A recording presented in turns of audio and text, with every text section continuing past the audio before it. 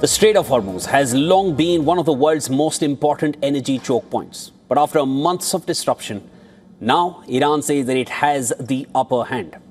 Iranian army spokesman Mohammad Akraminian says that Washington has no choice left now but to accept Iranian terms for managing shipping through this vital waterway.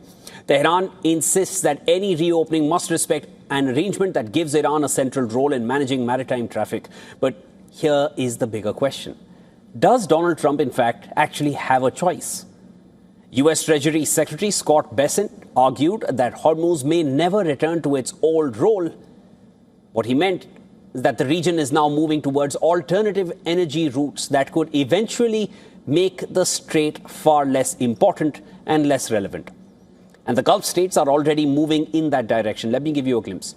Saudi Arabia is considering expanding its east-west pipeline to move more crude from the Gulf to Yanbu on the Red Sea, while Kuwait is discussing using expanded pipeline networks through Saudi Arabia and the UAE. UAE already has the Habshan-Fujairah pipeline, which moves crude to a port outside the strait, and Iraq is also looking at routes towards the Red Sea and the Mediterranean, while Iran itself has built the Gorgeous pipeline to bypass Hormuz. Can these alternative routes really make the Strait of Hormuz irrelevant? And that is where the numbers matter. Roughly 20 million barrels of oil a day, around a fifth of global oil consumption, has historically passed through the Strait of Hormuz. Existing alternative pipelines, the ones I just listed out, can absorb only a portion of that flow. And new pipelines, if they are going to be made, will take years, not months, to build. So the question may no longer be whether Trump can force Hormuz open, but whether the United States and its Gulf partners can build enough alternative routes to make Iran's control of the strait less powerful by making the Strait of Hormuz irrelevant.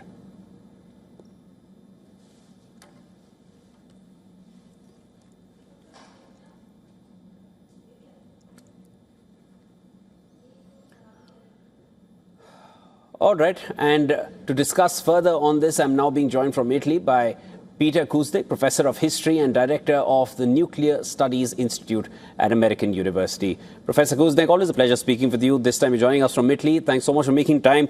Starting right off, Professor, does Donald Trump really have a choice? The war is now in its sixth month. It was initially on a timeline of 4 to 5 weeks. Iran has realized their strength with the Strait of Hormuz.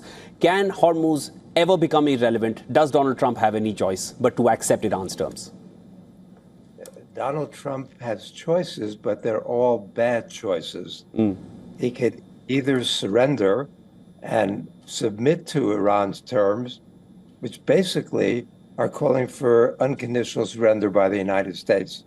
It would be humiliating. His other choice, which we hope he doesn't take, would be to escalate. And he's got options there. And there are people around him who would like to see him use a tactical nuclear weapon, or else to really try to bomb Iran back to the Stone Age. So far, he hasn't done that. There is no support in the United States for that kind of aggressive action. And the world hopes that he's not going to do that. But Donald Trump is cornered right now. And the Iranians know that they've got the upper hand. And they're not letting their foot off his neck. And this is very embarrassing for Donald Trump. The Washington Post had an article recently that said that Donald Trump's bluster and his bullying tactics that worked with a lot of countries, including the Europeans, are not working anymore. Nobody takes his threats seriously. I take not his threats seriously, but the possibility that he could do something more extreme seriously. Taking from that point, Professor, the next obvious escalation in kinetic force, which is perhaps one of the options that you listed out for Donald Trump, is that nuclear weapons. Are we even thinking in those lines? Well, today is the anniversary of the last atomic bomb that was dropped in warfare in Nagasaki. We know that there are nuclear strategists in the United States who would like to see that done. It would be madness. It could trigger a war that could end civilization, effectively end life on the planet. I think for good reasons, Donald Trump is hesitant to do that. But I don't know, when I look at Pete Hegseth and I look at Stephen Miller and Sebastian Royka and these people, do they think along the same lines? Donald Trump likes to use force. He's done so in the Caribbean. He did so in attacking Iran. He's done so in bombing 7 countries his first year back in office. I hope that that's not going to happen again, because it could be catastrophic. Coming to the Strait of Hormuz, Professor, those alternative pipelines that the US and Gulf nations, they are considering or even planning to build now, this is not a week plan or a week-long plan. This is going to take years. Can the Strait of Hormuz ever become irrelevant? No, the Strait of Hormuz is going to be relevant for a long, long time. And then this crisis will end eventually, and the Strait of Hormuz will open up again. And it's going to open up in ways that the Iranians want to see it open up. And people are going to have to pay some tolls to get through. They might not call it tolls. They'll figure out another word for it. But the Iranians control the strait. It's a powerful weapon. They're not compromising on this. And, the stupidity of this war from the American standpoint, when this war began, the Iranians, the strait was open to everybody for free. And now it's been closed. Trump's advisors warned him that the first thing the Iranians could do is close the Strait of Hormuz. We've been hearing discussion of that as a possible tactic for decades, but Trump ignored it, and now we're in a total mess. And the world economy is suffering as a result. I'll quickly just add to that, Professor. Just days prior to Feb 28th, when that attack actually took place from the US and Israel side, Iran, in fact, did conduct war drills, and they demonstrated closing the Strait of Hormuz, which they had threatened to do.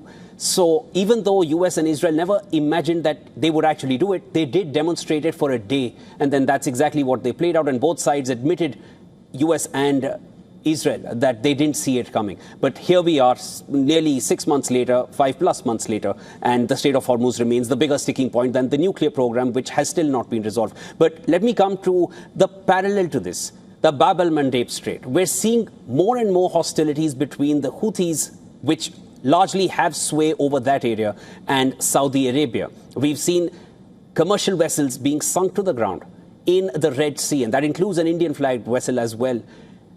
Is Bab el-Mandeb the card that Iran has not used yet? Are these hints that they could actually do that and lock that strait as well? There's very clear signs that that's what's coming next. The Houthis have been striking Saudi Arabia. Now the Saudis have made this collective defense plan with Turkey and Pakistan. So we're seeing the U.S. growing increasingly irrelevant in the Gulf, and countries looking for other kinds of alliances. So the world is changing. This war has really changed security in the Gulf region, alliances, energy policy. We're going to see a new Gulf, and it's not going to be favorable to the United States and Israel. Professor Kuznick, always a pleasure speaking with you. At this point, it seems the options for the U.S. are very slim, and the options that you listed out don't seem conducive to any party at this point. We'll need to wait and watch. Thanks so much for joining me here on the broadcast. My pleasure, always.